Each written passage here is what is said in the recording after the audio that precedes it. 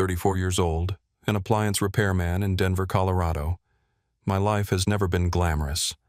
It revolves around broken refrigerators, washing machines that screech like banshees, and jobs that drag on until the sky is pitch black. But for me, that was enough. That seemingly dull work gave me the feeling that I was building something real, a quiet, peaceful home for my wife and our little boy. That evening, I pushed open the front door with my heavy toolbox still slung crookedly over my shoulder, the smell of machine oil and sweat clinging to my clothes. The job that day had been brutal. An industrial fridge for a client on the outskirts had died completely. I had spent 3 hours flat on my back in a walk-in freezer, the cold seeping into my bones. Colorado in November gets dark early. The wind outside howled in gusts like it wanted to rip the night apart. All I wanted was a hot shower to scoop up our 5-year-old son Noah and sit down to dinner with Amanda. Amanda, 30 years old. My wife, a fashion designer. The woman who loves beauty, who loves admiring glances. Even though she sometimes dreamed of a more luxurious life now and then, I still believed that as long as we sat side by side at the end of each day, any hardship could be overcome. But the moment I crossed the threshold, something felt wrong. A tiny alarm bell in my chest warning that something terrible was waiting. The living room light was on, but it was not the warm golden glow Amanda always left for me. It was the harsh white glare of the overhead fixture. She sat there on the old armchair we had bought right after the wedding, arms folded tight back, straight eyes empty in a way that terrified me. No smile, no standing up.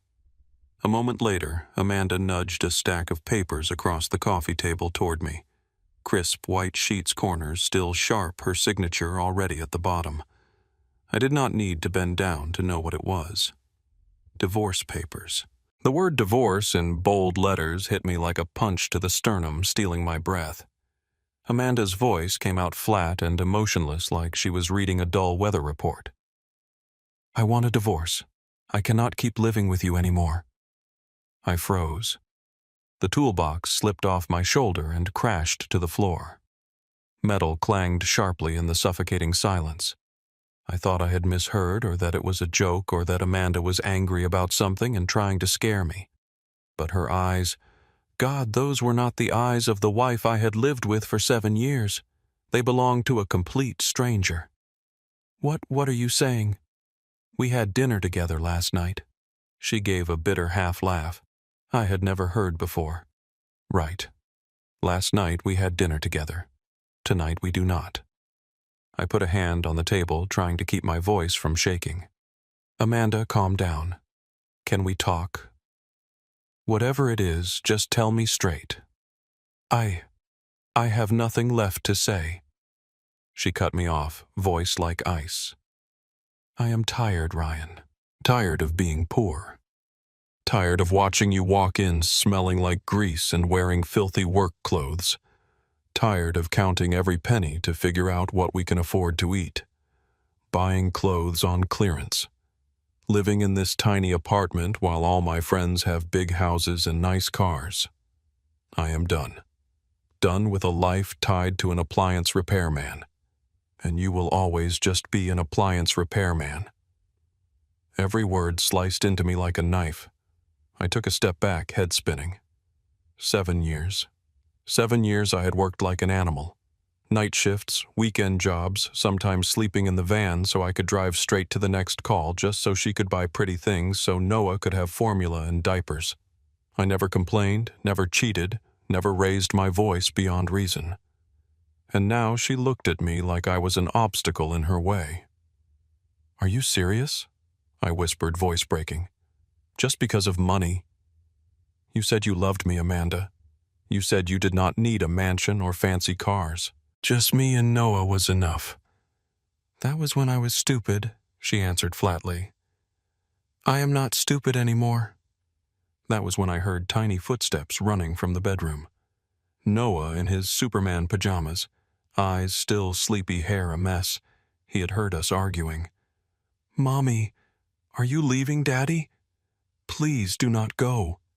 He threw himself at Amanda's legs, burying his face in her skirt, voice terrified. I saw Amanda stiffen. Then she bent down, not to hug him, not to stroke his hair, just placed a hand on his shoulder and pushed him away, hard. Noah fell backward onto the floor, eyes wide-lip, trembling. He did not understand what was happening, only that his mother had just shoved him aside, like something annoying. My heart shattered. I rushed over, scooped him up, and held him tight. Noah sobbed into my chest, little fists clutching my shirt. "Where is Mommy going, Daddy? Is she mad at me?" Amanda did not even glance at him. She walked into the bedroom, pulled out a suitcase that had clearly been packed for a while. The zipper screamed in the silence. She put on her coat, grabbed her bag, and walked past us like we were strangers on the sidewalk. "Amanda!" I shouted, voice raw. "You cannot do this. At least give me a real reason." She paused at the door hand already on the knob. I thought she would turn around, cry, say something. Anything to salvage this. But no, she just glanced back, lips curling into a contemptuous smirk. "Because you are not good enough for me, Ryan. It is that simple." Then the door slammed. The lock clicked like a hammer blow to my skull. Noah kept crying, tears soaking my shirt. I sank to the floor, holding him mind blank. The house suddenly felt cavernous and freezing. Amanda's perfume still lingered somewhere, but she was gone without a single look back. I stared at the divorce papers on the table. Her signature sat neatly at the bottom, in the elegant handwriting that had once made my heart race when we were dating. 7 years of marriage. 7 years I thought I was building a family reduced to one sheet of white paper. I could not cry. I just felt fear. Bone-deep fear because I did not understand. I could not comprehend what the hell had just happened. Last night she had laughed at my story about a difficult customer, put food on my plate, kissed my cheek before bed, whispered, "Good night, love." And in one night, the woman I loved most in the world had turned into someone else. Cold, cruel, and utterly unrecognizable. I carried Noah to bed. He had cried himself out and finally fell asleep. I sat motionless on the sofa, staring out the window. Outside, snow had begun to fall, lightly blanketing the little Denver street in white. I thought maybe from now on my life would be that white too, completely stripped of any color of happiness. And what scared me most was not losing Amanda. It was that I did not know why I had lost her. The nights that followed were pure hell. I lay on the huge bed that now held only me and Noah curled up beside me, eyes wide open, staring into the pitch-black ceiling. Noah fell asleep quickly. He was still little, but I could not close my eyes for a second. The moment I did, the image of Amanda dragging her suitcase out the door appeared crystal clear, along with those cold eyes and her final words, "You are not good enough for me." I tossed and turned, trying to find any reasonable explanation for this collapse. Had I done something wrong? Had I missed some sign, or had Amanda met someone else? I went over it hundreds of times, analyzing every tiny detail from the past few months.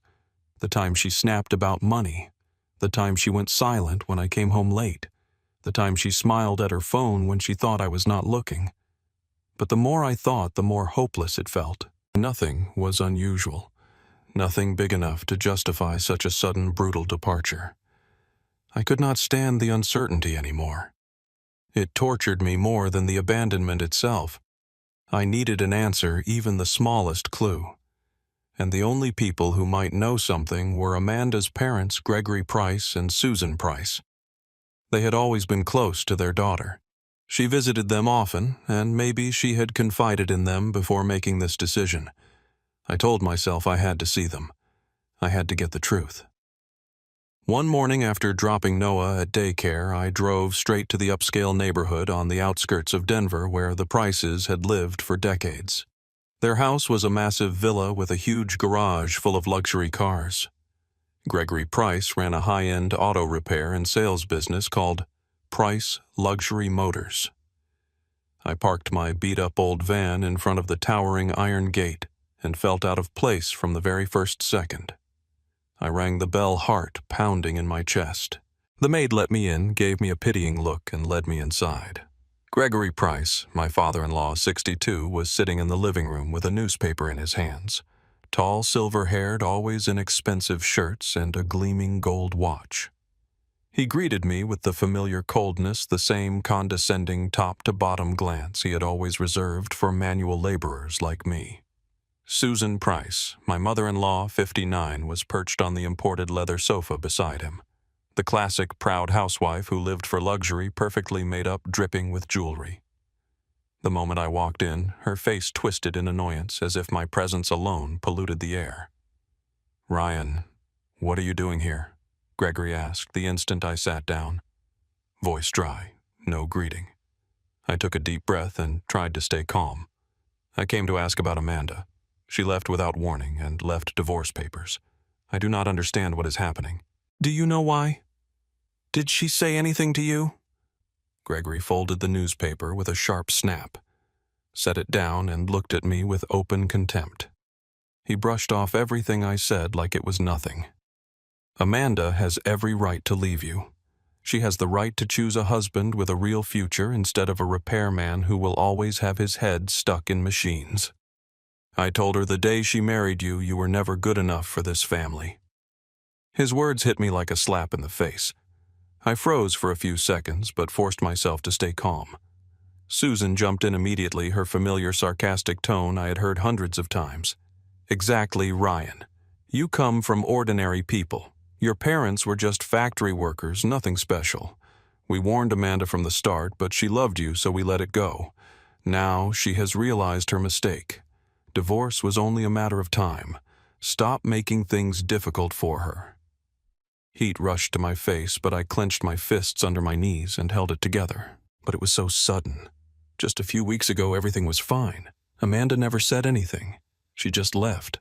I only want the real reason so I can... Gregory cut me off, voice harsh and dripping with scorn. "What reason do you need? Can you not see Ryan? You cannot give my daughter the life she deserves. Amanda is a fashion designer. She needs a big house, nice cars, a decent life, not scraping by on a repairman's salary. We do not interfere in your marriage. That is between you two. But if you keep bothering her, we will sue for custody of Noah. The boy needs a better environment than that run-down apartment of yours." Susan nodded vigorously and added, "That is right. Noah is our grandson. We will take him if you do not behave." I sat there, every word crushing my chest. Their cold answers and the open contempt on their faces made one brutal truth crystal clear. I had never been a real part of this family. From the day I married Amanda, they had always seen me as an outsider, a poor son-in-law who did not belong. Gregory stood up and pointed at the door. "That is enough. Go and do not come back." I walked out of that luxurious villa feeling a humiliation I had never known. The snow was falling thicker now, the wind cutting like knives, but I felt nothing. I drove home with trembling hands on the wheel, mind in chaos. On the way, memories of the early years of our marriage flooded back like a tidal wave. I remembered the first time I met them. Gregory had looked me up and down and said outright, "What can a cheap repairman like you ever do to take care of my daughter?" Susan had mocked my working-class roots in front of everyone more times than I could count, even ridiculing my parents for never amounting to anything, just factory workers their whole lives. In the beginning, Amanda had defended me. She would squeeze my hand and say, "Mom, Dad, do not talk about Ryan and his family like that. They are good people." But gradually, as the insults piled up, she stopped defending me. She just looked down or changed the subject. I told myself it was nothing, that our love was strong enough to overcome it. Now I understood the marriage had been cracking for years from tiny fractures I had chosen to ignore. Yet even all of that still did not explain Amanda's sudden ruthless exit. She was not the type to endure in silence for so long and then explode. There had to be something bigger, deeper, a truth I had not touched yet. and that thought gnawed at me, terrified me. I got home. Noah was playing alone in the living room. He ran to me and hugged my legs. "Daddy, is Mommy back yet?" I picked him up, and for the first time since Amanda left, tears finally fell. Not from the pain of losing my wife, but from the knowledge that the search for answers had only just begun, and it was going to hurt far, far more. In the days after the divorce was finalized, I threw myself into work out of habit, but I spent far more time with Noah. I knew the boy carried invisible wounds he was too young to name, especially since his mother had walked out of our home. Every morning I woke earlier than usual, went to the kitchen, and made breakfast for the two of us. Simple, but the best I could manage. Father and son sat at the little table, eating, joking, trying to create whatever scraps of normalcy were still possible after an upheaval far too big for a 5-year-old. Then I dropped him at daycare and drove straight to the shop. Work and the moments with Noah became my last two refuges. When I listened to the steady hum of engines, when I bent over tangled circuit boards, when I wrestled with a broken industrial fridge, my mind was finally pulled away from the slow, gnawing pain of abandonment. Noah was the only reason I did not completely collapse. I tried to make up for what Amanda had left behind. Longer hugs, louder laughter in the late afternoons, and a presence I never thought I would have to provide alone. On weekends, I took him to the park near the house. I pushed him on the swing, stood at the bottom of the slide to catch him, bought him the vanilla ice cream cone he loved most, just to see him smile and to remind myself that something in this world was still worth fighting for. I learned to cook simple but tasty things. Hot grilled cheese sandwiches, spaghetti with meat sauce from YouTube recipes, smiley face pancakes on lazy Sunday mornings. Every night I sat beside his little bed, told a fairy tale, or sang a lullaby, even though my voice was nothing special. Noah still asked about his mom at first with desperate, heartbroken crying, later with quiet questions that twisted my heart. "Daddy, why is Mommy gone so long?" All I could do was hold him, rub his back and lie. "Mommy is busy with work. She will be back soon." But deep down I knew the hole Amanda left in him would not be easy to fill. And I still did not know when or if I would ever find real peace myself. Little by little, life for the two of us settled into a new rhythm. The endless, sleepless nights faded. The stab of pain when I looked at the divorce papers dulled. I started smiling more with Noah, started making plans, maybe save up for a slightly bigger apartment, or buy him a new bike. I told myself I had to be strong for my son. Then one day, everything flipped upside down in an instant. That day, the company sent me to fix the central cooling system at a mansion in the wealthiest neighborhood in Denver, a part of the city I had never set foot in even though I had lived here my whole life. The address was on the outskirts, where houses sat on acres of land with private pools and garages that held 5 or 6 luxury cars. I drove the company's beat-up van up to the gate, watched it swing open automatically, and felt overwhelmed. The mansion looked like a palace, pristine white walls, towering glass windows, perfectly manicured gardens, and luxury everywhere you looked. Marble statues, a fountain, gleaming sports cars lined up neatly. The gap between my world and the owner's hit me hard. Me, a greasy repairman in a stained uniform lugging a heavy toolbox. Walking in here felt like trespassing. The maid led me down to the basement where the central cooling unit had failed. I worked for hours lying on the floor, checking pipes and circuits. Sweat-soaked hands black with grease, but I finished on time and double-checked everything. I wiped my hands, packed up my tools, and started to leave. Then the sight in front of me stopped my heart. Amanda was standing there. She appeared at the main entrance dressed more lavishly than I had ever seen her designer dress. Hugging her body, red stiletto heels, glossy, wavy hair, flawless makeup like she was headed to a gala. On her arm was an elegant tall man in a tailored suit, watch sparkling under the crystal chandelier. They walked arm in arm, laughing softly, his hand possessively around her waist, I had to lean against the wall to keep from falling. Just weeks after abandoning me and our son Amanda was here in this lavish mansion living the dream life she once said only existed in movies. How was this possible? She saw me at the exact same moment. Her expression shifted instantly from joy to pure contempt. She looked me up and down, lips curling into a sneer, as if my presence alone dirtied the entire place. "Well, well, look who it is." Amanda spoke first, voice sugary but dripping with mockery. "The repair guy.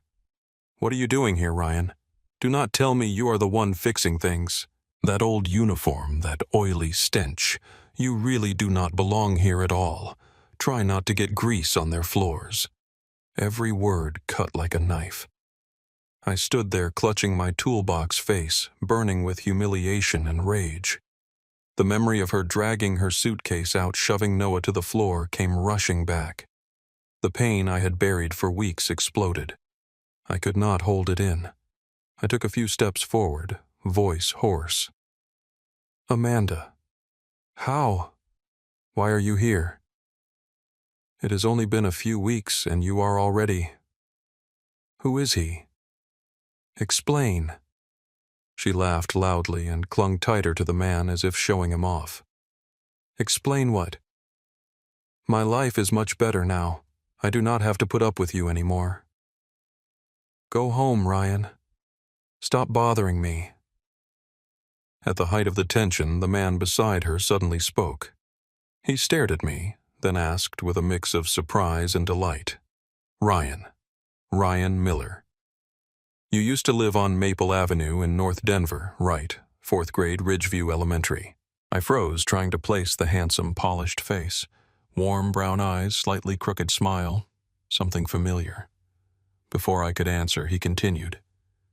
"It is me, Mark. Mark Collins. Remember the big birthmark on my stomach?"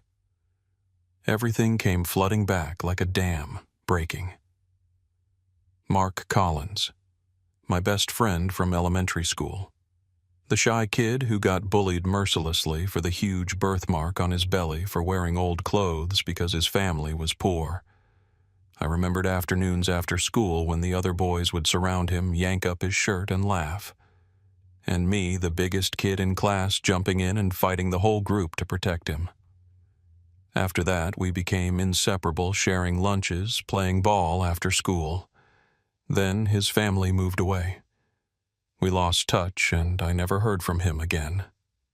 Now, Mark Collins stood in front of me. Successful, the owner of this mansion, the tech billionaire the newspapers always mentioned. The sudden reunion left Amanda frozen. Her face went white, mouth opening and closing soundlessly. Mark looked at me, then at Amanda, voice stunned. "Amanda, you were married to him." The air between the three of us became suffocating. Amanda kept cutting in voice shrill. "Mark, do not listen to him. He is just a repairman. He must have the wrong person." She tried to drag Mark away, desperate to stop any conversation between us, terrified something would come out. I looked at Amanda, then at Mark, mind reeling. I walked out of that mansion in an emotional daze, only managing to turn back and say to Mark with heavy meaning, "Mark, be careful who you keep around you." I drove home with trembling hands, not sure what I had just witnessed, but my gut screaming that the secret I had been chasing for so long was now within reach. The days that followed passed in chaos. I still threw myself into work, still dropped Noah at daycare, still forced smiles for my son so he would not see his father falling apart inside. At night, I lay wide awake wondering whether I should reach out to Mark Collins or just let it go and pretend we had never crossed paths again. I wanted nothing more to do with Amanda, yet the pain of betrayal kept smoldering. Then, one Saturday afternoon, while I was fixing a neighbor's broken washing machine in our apartment building, there was a knock at the door. Noah ran to open it and shouted, "Daddy, there is a strange man." I wiped my hands and stepped out and nearly dropped the screwdriver. Mark Collins stood in the doorway of my tiny apartment wearing a simple jacket instead of an expensive suit. face tense, dark circles under his eyes. Nothing like the calm, polished billionaire I had seen days earlier. He had come alone. No driver, no assistant, no luxury car parked outside. Just Mark, a man who owned an empire, standing quietly in the middle of a working-class apartment complex where people like me lived. "Ryan, can I come in?" he asked.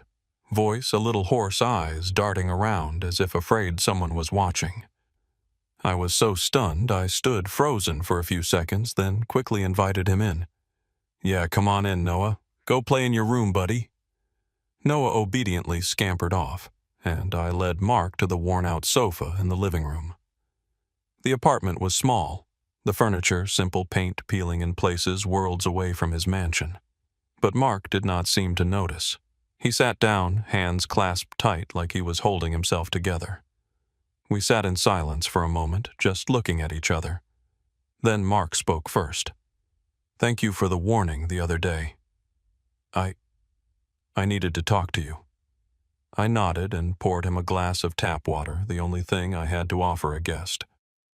We started talking, and the old childhood warmth came rushing back instantly.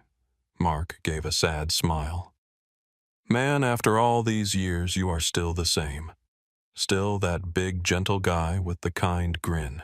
I smiled, too, when memories of our childhood suddenly felt painfully vivid. I remembered 4th grade, Mark cornered by a gang of 5th graders getting bullied. He just stood there, crying, shrinking into himself, too scared to fight back. I happened to walk by, saw it, and charged in, swinging. I took on the whole group alone, ended up with a bloody nose and bruises, but I protected him. From that day on, we were inseparable best friends. Whenever kids teased him about his big birthmark, I stood up for him, sometimes fighting until I got suspended. Once I got suspended for 3 days after breaking a bully's tooth for tormenting Mark. When I got home, my dad whipped me, but Mark ran over to apologize to my father. He used to say, "Ryan, you are my hero." Back then, protecting Mark felt natural. He was gentle. He needed someone to watch his back. Those warm memories made me smile, but then I noticed Mark looking at me with confusion, eyes red, struggling to find words for something hard to say. "Ryan, I did not just come to catch up. I need to ask about Amanda." I stiffened, but nodded. "Go ahead. Ask whatever you want." Mark took a deep breath and started talking. He had known Amanda for 3 years. She approached him at a fashion event, introduced herself as an independent designer struggling in an unhappy marriage. She told him she had been divorced for a long time, that her ex-husband was a failure. Abusive, addicted, every terrible thing I had never been. Amanda pursued Mark aggressively, texting, dating, crying on his shoulder until he fell for her. They moved in together, and Mark had been thinking about marriage. I calmly told him my side. 7 years of marriage, her sudden departure just weeks ago, the cold divorce papers, the way she shoved Noah away. Mark's face changed as he listened. Shock, then stunned silence, then pale as if someone had thrown ice water on him. Just a few weeks ago. But Amanda told me she had been divorced for 2 years. He pulled out his phone with shaking hands and showed me message after message, photos of them together. Amanda beaming next to him in Los Angeles and Montana. Trips I never knew about. Call logs, texts. She had been chasing Mark for 3 whole years. The same years I was killing myself, working overtime, sleeping in the van to earn extra money. The years I thought I was building a home. I sat frozen. The truth of her infidelity hit me like a punch in the face. Amanda had been cheating on me for 3 years while I was doing everything I could for our family. The nights she said she was meeting design clients, she was with Mark. The time she complained about money, it was because she wanted more. Wanted the rich life Mark could give her. And the worst part, our son. Noah had been abandoned by a mother who had had someone else all along. Mark exploded with rage when I showed him the still fresh divorce papers. He slammed his fist on the table, eyes bloodshot. "She lied to me. I thought she was the victim of a terrible marriage. I wanted to save her. And it turns out I was just a tool." He clutched his head, voice trembling. 3 years I spent so much on her. Houses, cars, trips. I was such an idiot. I put a hand on his shoulder. "Even though I was hurting too, I did not blame you, Mark. You did not know. You were always like that, trusting, needing someone to look out for you. I did not blame Mark. He was a victim just like me." But something darker clicked in my mind. Amanda had not just cheated. She had planned everything, manipulating both of us with cold calculation. The cruelty she showed me and Noah might not even be the worst of it. I looked at him seriously. "You need to dig deeper. Be careful, Amanda. She might have more schemes." "Do not let her pull you in any further." Mark nodded, eyes dark. "I will. Thank you, Ryan. After all these years when you are still protecting me." He left and I sat motionless in the little apartment. The truth hurt like hell, but it finally explained everything. Amanda had not just grown tired of being poor. She had been plotting for years. And now I knew the real storm was only beginning. The weeks that followed, I lived in a strange state, simmering anger mixed with numbness. I still went to work, still picked up and dropped off. Noah still smiled for my son.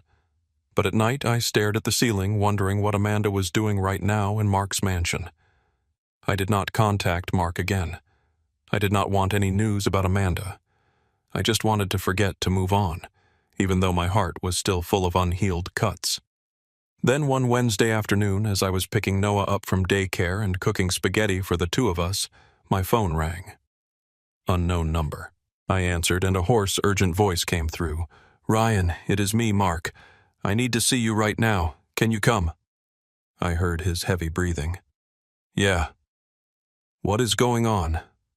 "Not over the phone. Come to my office. I will tell security to let you in." I asked the neighbor to watch Noah and drove straight to Mark's corporate headquarters in downtown Denver. A gleaming glass tower silver logo sparkling in the late afternoon sun.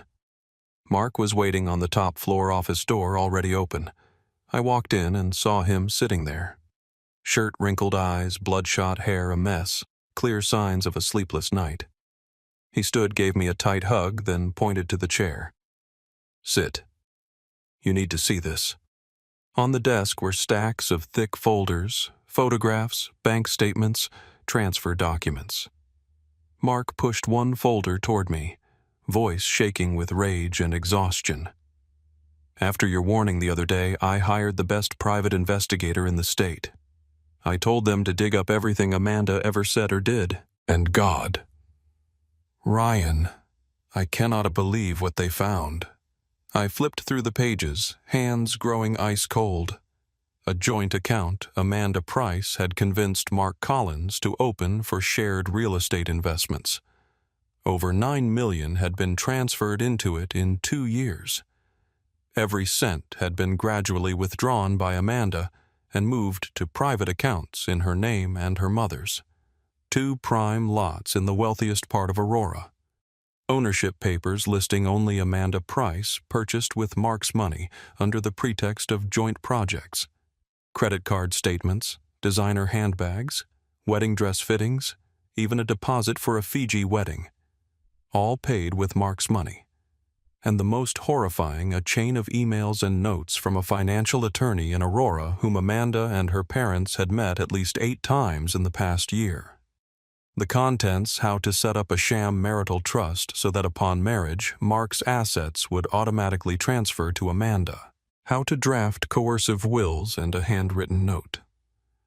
If spouse dies unexpectedly, entire estate transfers to wife, plus $30 million life insurance payout. The blood in my veins seemed to freeze. My hands shook so hard the paper slipped and fell onto the desk. This was no longer just infidelity or betrayal. This was a meticulously planned, organized, years-long scheme to seize assets.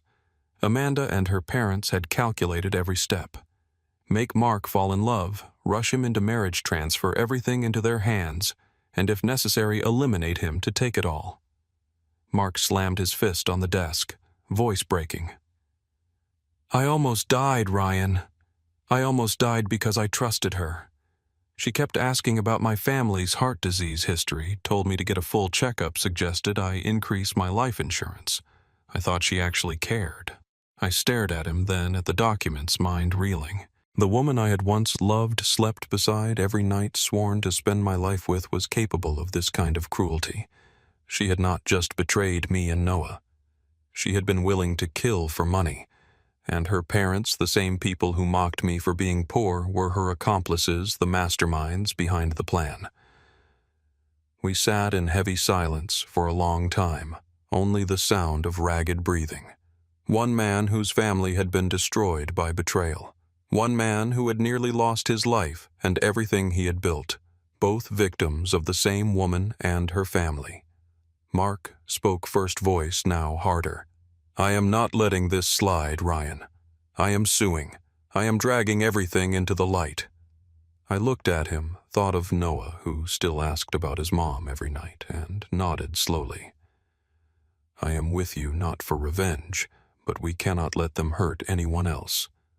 Mark Collins gripped my hand tightly, just like when we were kids, and I used to grab his hand to run from bullies. Thank you. This time, it is my turn to get justice for both of us. In that moment, surrounded by a chaotic pile of evidence of crime, Mark and I both understood one thing. It was time for Amanda and her family to face the real consequences of what they had done. No mercy, no compromise. The storm I had sensed for so long had finally arrived, and this time I was not running. The days that followed were suffocatingly tense. Mark worked non-stop coordinating with his legal team and investigators to gather more evidence and strengthen the case. He had people tailing every move Amanda and her parents made, making sure not a single detail slipped through. I kept living my ordinary life, going to work, taking care of Noah. But in my head, those documents were always there. The cold words about if the spouse dies unexpectedly.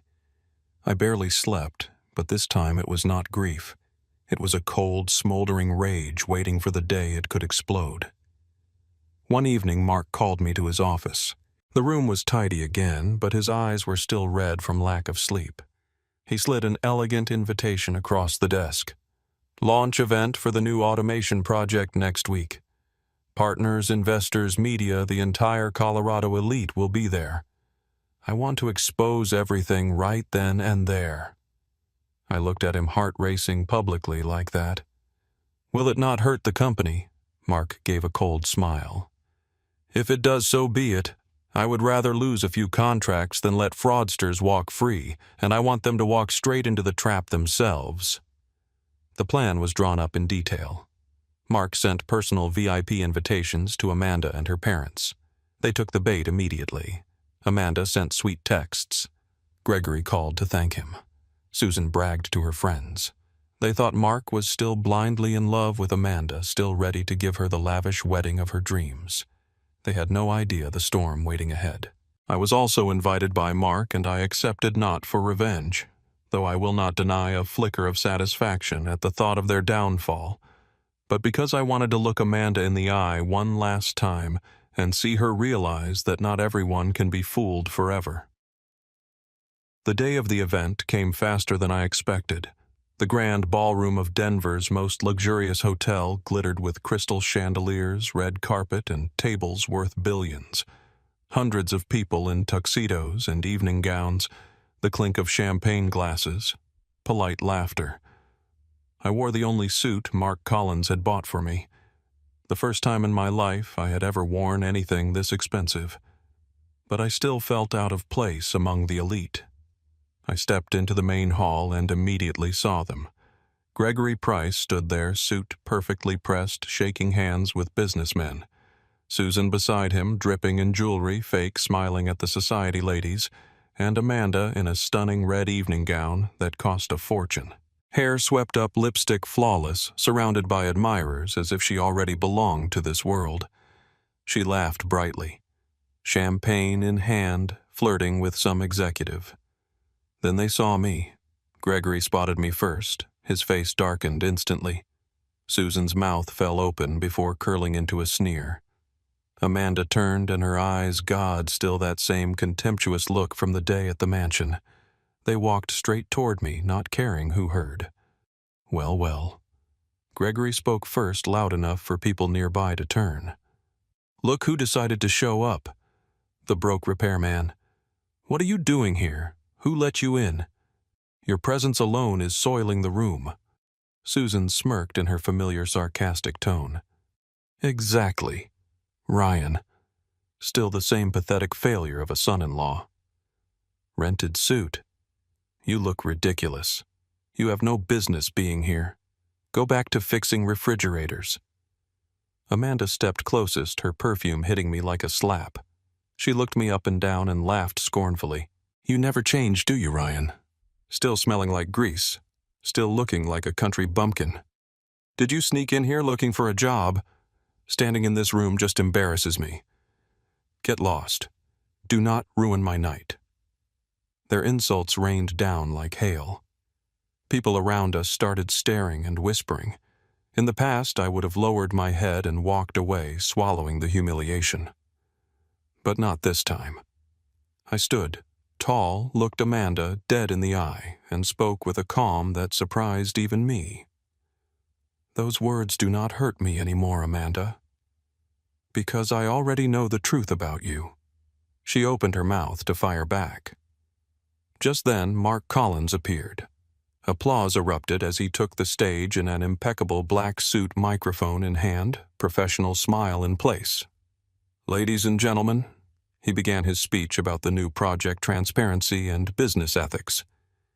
Then suddenly he stopped, looked straight into the audience, his gaze landing on me. And today I would like to introduce someone very special, the man who saved my life with just one sentence, Ryan Miller. Would you join me up here? Hundreds of eyes turned to me. I hesitated for a split second, then summoned my courage and walked onto the stage amid whispers. Amanda went pale. Gregory clenched his fists. Susan clutched her chest. Mark placed a hand on my shoulder and faced the crowd. Before we talk about the project, I need to share a story about transparency. For the past 3 years, I have been systematically defrauded by the person I trusted most. The giant screen behind us lit up. Document after document appeared in stark clarity. Bank transfers of millions into Amanda's accounts, deeds listing only her name, emails and recordings of meetings with a financial attorney, ensure asset control in case of spouse's death, a detailed plan, seduction, rushed marriage, asset transfer elimination, names in bold red, Amanda Price, Gregory Price, Susan Price, next to the words financial fraud and attempted murder conspiracy. The room fell dead silent for several seconds, then exploded into chaos. Gasps, shouts, camera flashes, firing non-stop. Amanda turned ash and legs, shaking so badly she nearly collapsed and had to grab a chair. Susan covered her mouth, face white. Gregory shot to his feet, face purple with rage and fear. They charged toward the stage. Security held them back. "Mark, you have got it all wrong," Amanda shrieked, voice cracking. "It is just a misunderstanding," Gregory roared. "You are making this up. I will sue you for everything." Susan sobbed. "My daughter would never. It was just pressure. We only wanted what was best for her." But the evidence was overwhelming, airtight. No excuse held water. Mark looked down at them, voice ice cold. "The case has already been turned over to federal investigators. You will be reading about it in the papers very soon. Thank you all for listening." I looked at Amanda one last time. She stared back, eyes filled with tears, but not remorse, only terror. I said nothing. I simply turned, walked off the stage, and quietly left the hall as stunned silence fell over the crowd. Outside, a cold Denver drizzle was falling. I stood in the rain for a long time, letting the water soak the expensive suit.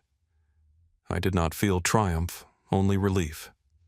They had dug their own grave, and now they were going to fall into it. The news exploded that very night. Videos from the event were uploaded everywhere with screaming headlines. Billionaire Mark Collins publicly unmasks gold-digging girlfriend at $1 million gala.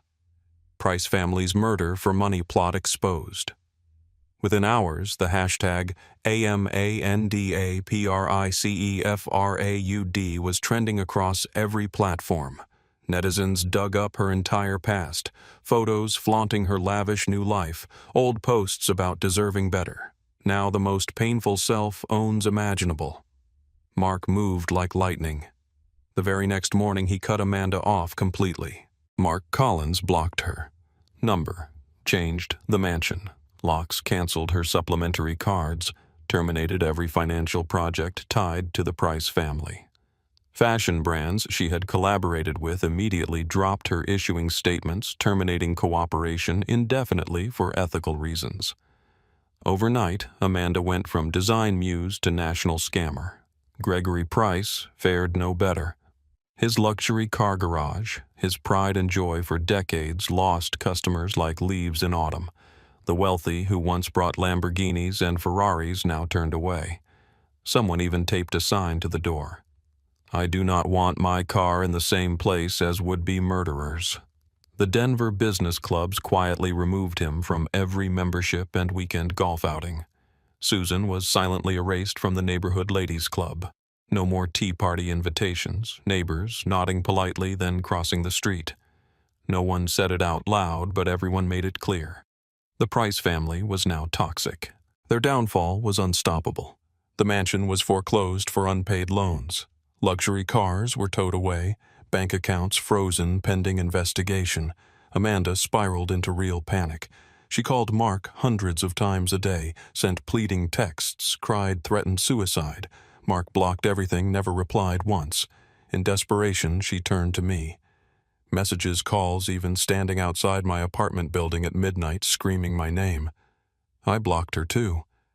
I had nothing left to say. Then, one Saturday afternoon, while Noah was playing with Lego in the living room, there was frantic pounding at the door. I opened it, and all three of them stormed in like a hurricane. Amanda led the charge hair, a mess, eyes swollen from crying, and sleepless nights wearing an old coat that looked completely wrong on her. Gregory and Susan followed, gaunt clothes rumpled. They did not wait for an invitation. They barged in, pointing and cursing. It is all because of you," Amanda snarled, voice breaking. "You were jealous of me, so you teamed up with Mark to destroy me, right? I have lost everything. Everything because of you." Gregory jabbed a trembling finger. "You bastard. I lost my garage, my house, everything. Just because you would not leave my daughter alone." Susan sobbed.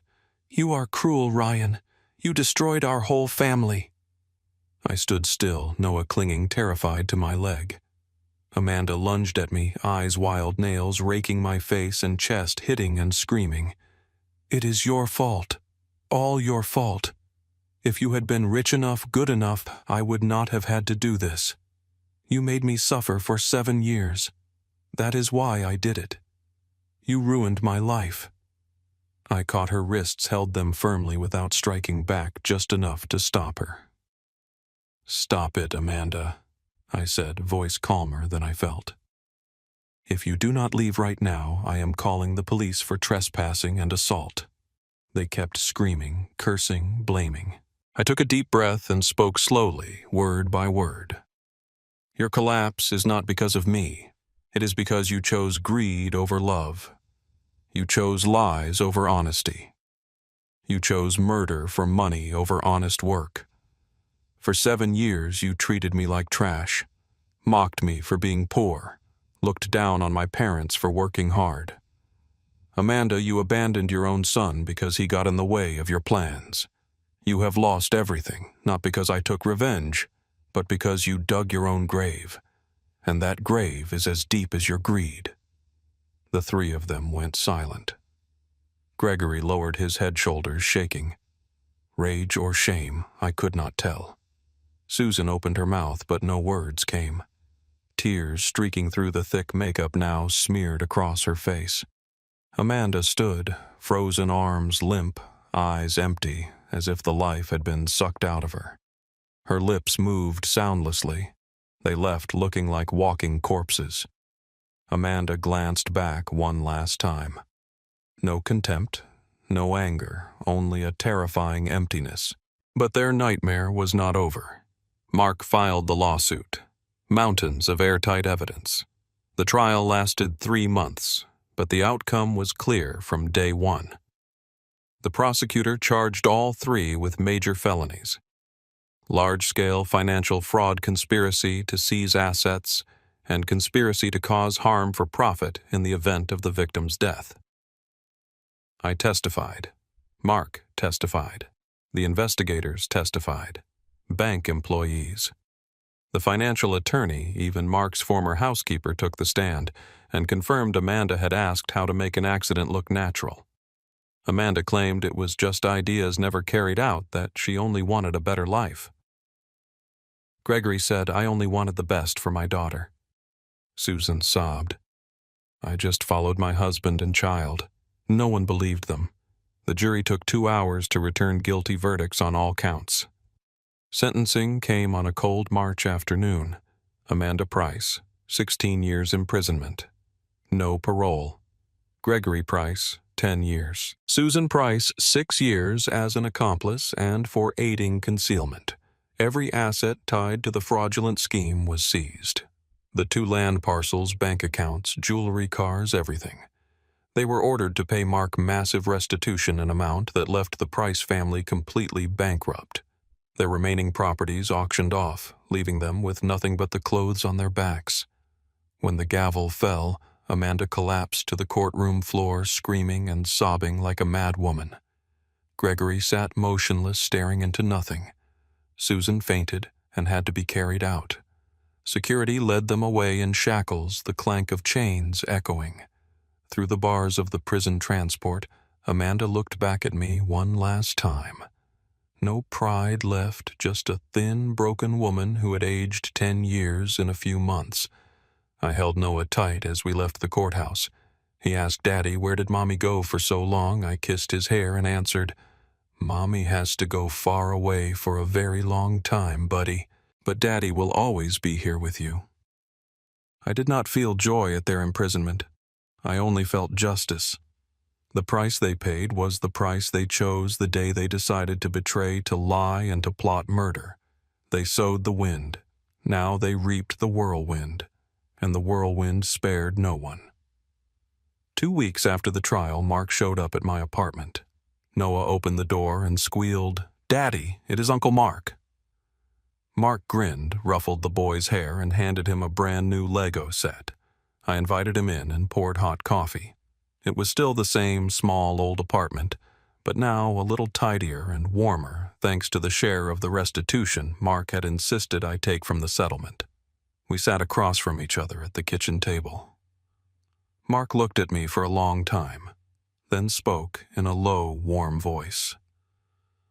"Ryan, I came to say thank you, not just for saving me from that death trap this time, but for back then too. You protected me when I was nothing, a shy kid with an ugly birthmark, and now you saved me again. I owe you for the rest of my life." I shook my head with an awkward smile. "Do not say that. I only did what was right." Mark leaned forward, eyes shining. "No, you do not get it. In this business world, people sell each other out for a tiny contract. But you honest, steadfast, responsible. Those things are rare. I have watched you these past months. No bitterness, no personal revenge, just wanting justice and to protect your son. That is exactly the kind of person this company needs." Then he said it straight. "Come work with me, Ryan. Quit the repair job. I will give you a proper position in the technical division. You and Noah deserve a better life." I was stunned. I looked around the cramped apartment at Noah playing Lego in the corner, then back at Mark. I laughed a sad, self-mocking laugh. "Mark, are you serious? I barely finished high school. My only skill is fixing refrigerators and washing machines. Your company does high T-Tech automation robotics. I would be like the blind man groping an elephant. I do not want to embarrass you." Mark shook his head hard and grabbed my hand. Listen to me. Everything you lack, degrees, specialized knowledge, can be learned. Character cannot be taught. I believe in you. Give me and yourself a chance. I turned him down a few more times. The inferiority complex was carved deep into my bones. A poor repairman despised by his ex-wife, humiliated by her parents. I was terrified of failing, of being laughed at by colleagues, of not being able to provide for Noah if I lost the job. But that night, lying next to my sleeping son, watching his little arms clutch his stuffed bear, I thought, if I stay afraid forever, Noah will grow up just like me. Resigned, deprived, looked down on. No, I will not let my son go through that. The next morning, I called Mark Collins. I am in. The first days at the company were a living nightmare. I started at the very bottom of the technical department, maintenance technician. My coworkers were all college graduates, master's degrees, speaking a mix of English and jargon that sounded like a foreign language. They were polite, but I saw the pity in their eyes when I did not know basic terms. I Googled everything, stayed at the office until midnight reading manuals and watching YouTube tutorials. Some nights I got home at 2:00 a.m. Noah was already asleep. I kissed his forehead and kept studying. I never said no to any task. Cleaning server racks, running cables, fixing the accounting department's broken printer. I asked endless questions, took meticulous notes, practiced on the test systems. Once I fried an experimental circuit board and had to pay for it out of pocket. I gritted my teeth, paid, then went home and started over. But I did not give up. My hard work started getting noticed. My direct manager, an Indian engineer named Arjun Patel, first gave me only menial jobs. Then he saw I stayed latest, asked the most questions, and began handing me harder tasks. I discovered I had an advantage, real-world experience. Years of fixing appliances had taught me to spot system faults intuitively and stay calm in emergencies. While the younger engineers were brilliant in theory, but panicked at real breakdowns, I could find the root cause faster. 3 months later, I successfully led the overhaul of a partner factory's cooling system, saving the company about $450,000. Arjun slapped my shoulder. "Ryan, you are a diamond in the rough." Mark watched from a distance, never interfering, only dropping by occasionally to check in. He smiled with pride every time he heard my progress reports. Little by little, I earned a real place in the company. From a repairman who took every shift to scrape by, I became someone colleagues trusted. Steady income, easier life. I could provide for Noah without counting every penny. For the first time in years, I looked ahead and saw a bright future not just for me, but for my son. A year later, I was promoted to technical team leader. 2 years after that, I was put in charge of the entire maintenance solutions division for major projects. My salary was 10 times what I had earned fixing appliances. I bought a spacious downtown Denver apartment with a room just for Noah and a balcony overlooking the Platte River. He went to a good school, took basketball and piano lessons, things I had never dared dream of. One evening over dinner, just the two of us, Mark Collins told me I have never regretted that decision. "You are not just the best person in your department. You are the friend I am proudest of." I smiled at him. "Thank you for believing in a repairman." Mark shook his head. "No, thank you for proving that character is what matters most." Slowly, I built a solid place for myself. No one saw me as an outsider anymore. I grew more confident, spoke more fluently, was even invited to speak at technical conferences, as from refrigerator repairman to head of technical solutions. Noah bragged to his friends, "My dad is a superhero engineer. My life and my son's are completely different now. No more worrying about every gallon of milk or every meal. No more being looked down on for being poor. Only the peace I once thought I would never have. And it all began with one decision, daring to step out of my comfort zone, daring to believe I was worth something. It turns out the chance to change your life does not always come from degrees or money. It comes from an old friend who believes in you and from the courage to reach out and take it. Those years flew by like the blink of an eye.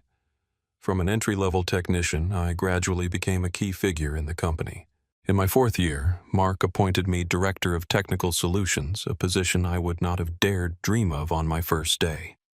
I now led more than 40 engineers, signed contracts worth hundreds of millions of dollars each year, and flew to Sweden, Canada, and Australia to implement projects. Every time I stood presenting to the board, I still remembered the trembling feeling of holding a microphone on day one. But now I spoke fluently, confidently, and people listened.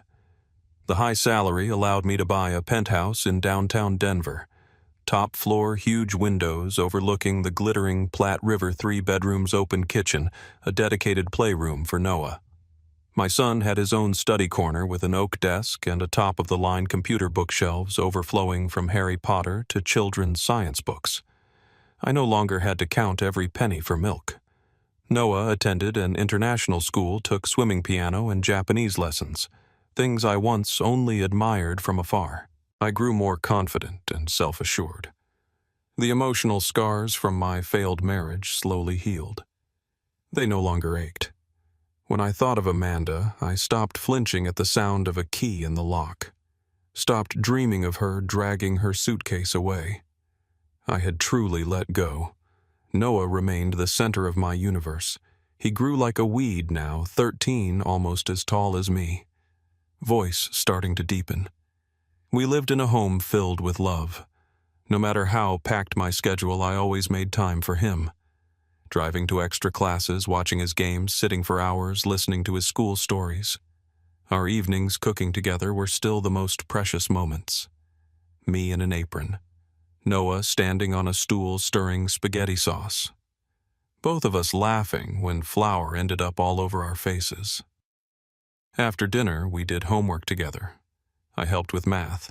He taught me Fortnite, then lay on the sofa telling each other stories before bed. Noah sometimes asked, "Do you ever miss Mom?" I just smiled. "I do, but I am happier having you." Mark Collins remained an irreplaceable part of our lives. He visited regularly, bringing pizza or Nuggets tickets, playing chess with Noah, then dragging me out to the balcony for a beer. Every time he looked at me and shook his head in wonder. I still cannot believe the kid who kept getting suspended for fighting is now the guy in a suit running an entire department. You make me so proud, Ryan. I just grinned and clapped his shoulder. I am just doing my best. Life became so stable that sometimes I had to pinch myself to make sure it was not a dream. No more financial burdens, no more fear of being looked down on. Only work. I loved a son I adored and true friends. I could stand in the heart of Denver with my head held high, no longer feeling like an outsider. Then, one Friday in November, I received a letter from Redwood Hills Women's Prison, a single short line in shaky handwriting. It is Amanda. I want to see you. I sat holding the letter for a long time. Noah asked, "Who is it from, Dad?" I just smiled. Someone from the past. I will go see her and tell you about it later.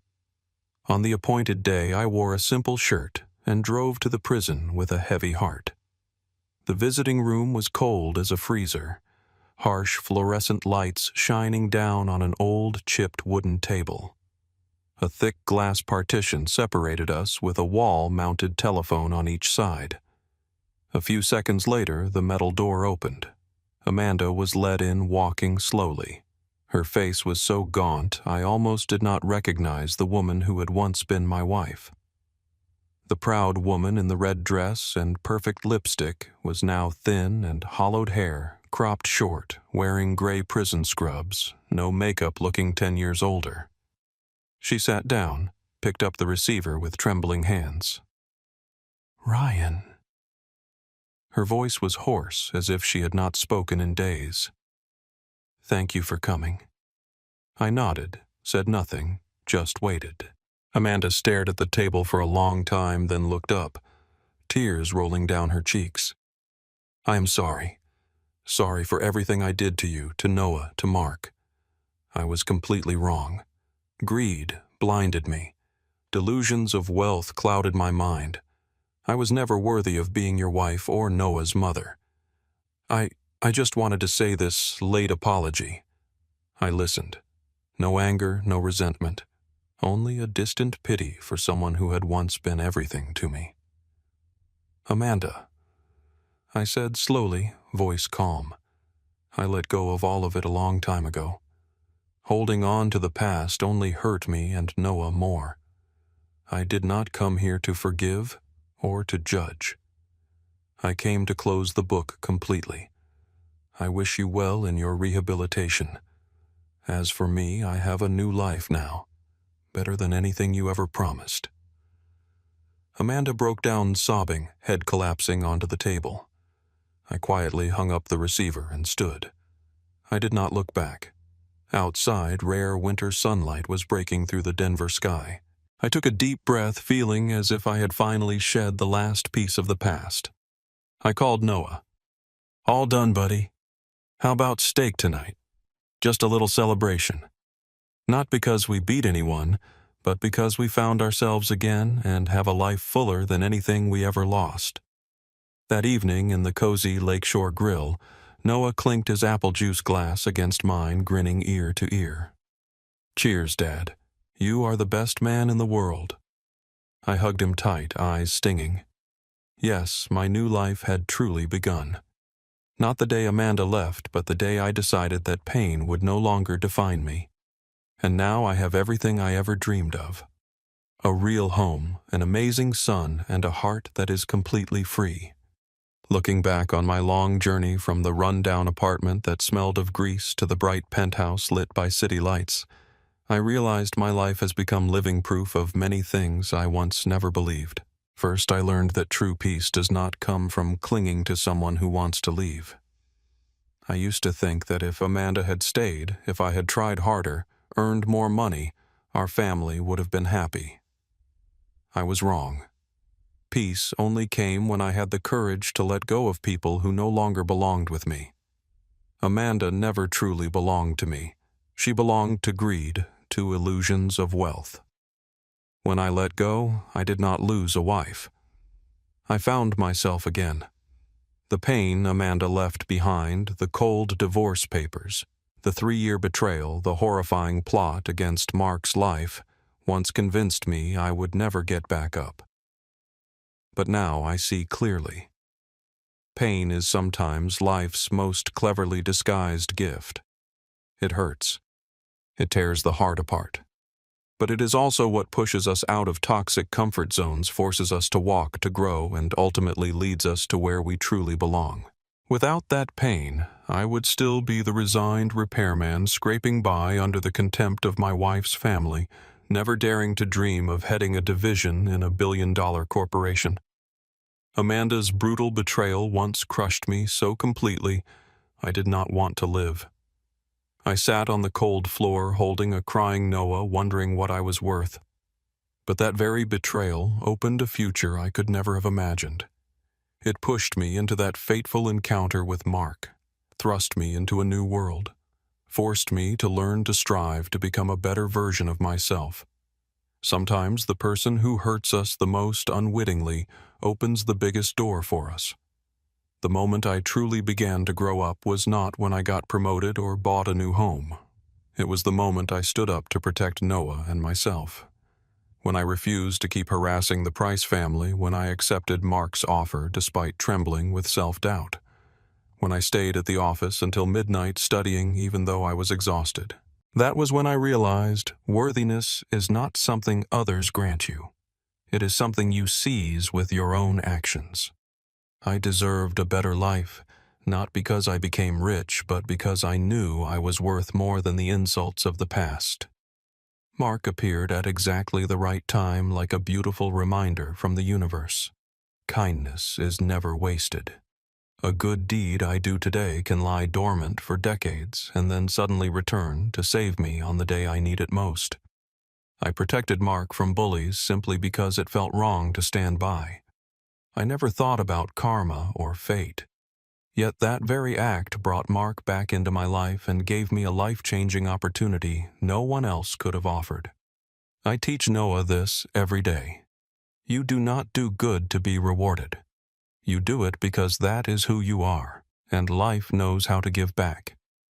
I also learned that a person's true value lies not in background or wealth. The Prices despised me because I was poor, because I was just a repairman. Amanda left me because I had no future. But the very things they scorned calloused hands from honest work, unwavering integrity.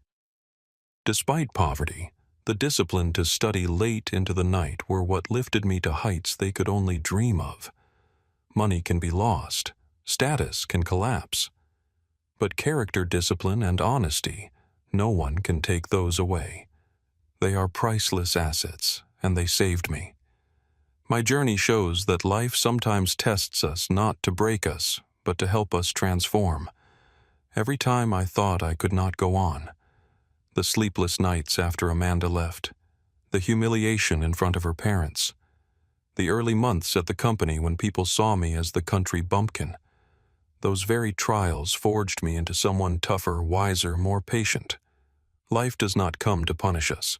It comes to shape us into the best version of ourselves. I learned that forgiveness is not about making the other person feel better. I forgave Amanda not because she deserved it, but because holding on to resentment only weighed me down. When I let go, I became free. When I sat across from her in prison and said I let go a long time ago, I was not lying. I truly was free. Forgiveness is the gift we give ourselves. But the deepest, strongest driving force has always been Noah. Love for my son pulled me through every storm. On the nights I wanted to give up, one look at Noah asleep was enough to make me stand again. I realized being a father is not about giving your child a perfect life. No life is perfect. Being a father is showing your child how a man rises from imperfection, how to turn pain into strength, how to stay kind even when treated cruelly. I want Noah to grow up knowing a real man protects his family, works hard, and never lets greed cloud his heart. Those stormy years taught me one simple truth: kindness is the foundation of true happiness, while greed and deceit will sooner or later dig their own graves. Amanda Gregory. Susan. They once had everything. Money, status, glamorous appearances, but greed turned them into prisoners who lost all honor and freedom. And I, who once lost everything, found real happiness simply through kindness, perseverance, and love. The old Ryan Miller, the repairman abandoned by his wife on a snowy night, has been completely reborn from that very pain. I am no longer a victim. I am a survivor, a victor, a proud father, a trusted friend, a respected department head. And if this story reaches you, you sitting there with a broken heart from betrayal, abandonment, or contempt, here is my sincerest message. Life can take so much from you: loved ones, money, dignity, even faith in humanity.